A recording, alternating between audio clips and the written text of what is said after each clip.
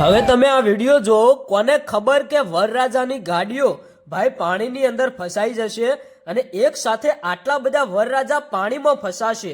હવે આવું કોઈએ સપનામાં પણ નહોતું વિચાર્યું. ખરેખર મિત્રો, જે આ ઘટના બની, આ વિડીયો વાયરલ થતા ઘણા બધા લોકોએ દુઃખ વ્યક્ત કર્યું અને ઘણા બધા લોકોને નથી ખબર કે આવી ઘટના ક્યાં બની, આપણા ગુજરાતની અંદર કયા ગામની અંદર વરરાજાની ગાડીઓ પાણીની અંદર ફસાઈ. દરેક માહિતી તમને બતાવવાનો છું. વિડીયો શાંતિથી સાંભળતા જજો, કારણ કે આવી ઘટના ભાઈ ઇતિહાસની અંદર પહેલીવાર બની છે. હવે ભગવાન કરે, કોને ખબર કે આટલા બધા વરરાજા એક સાથે પાણીની અંદર ફસાશે. જે દિવસે એમની જિંદગીની એક નવી શરૂઆત થવાની છે, એ દિવસે જ એમની જિંદગી કંઈક પાણીની અંદર ફસાઈ જશે.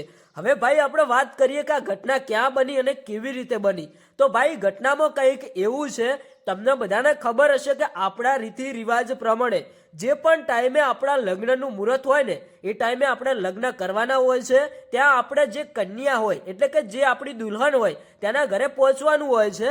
એવી જ રીતે ભાઈ આ વરરાજાની ગાડીઓ એક સાથે ભાઈ બધી ગાડીઓ નીકળી હતી અને ભાઈ કોને ખબર કે વચ્ચે આપણને વરસાદ વાવાઝોડું નડશે.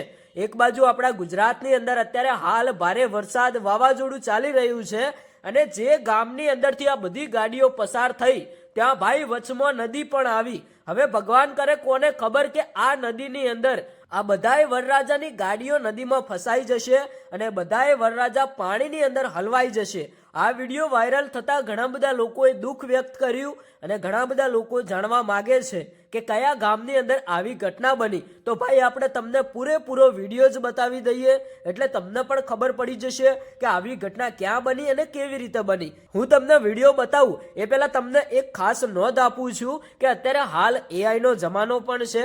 કદાચ આવા વિડીયો AI ના માધ્યમથી, કોઈ ટેકનોલોજીના માધ્યમથી પણ બનતા હોય છે, એટલે ભાઈ તમારે ખાસ નોંધ લેવી. પણ આ વિડીયો તમે જુઓ, તમારું શું કહેવું થાય છે પછી કોમેન્ટ કરીને જણાવતા જજો. તો સૌથી પહેલા તમે આ વિડીયો જુઓ.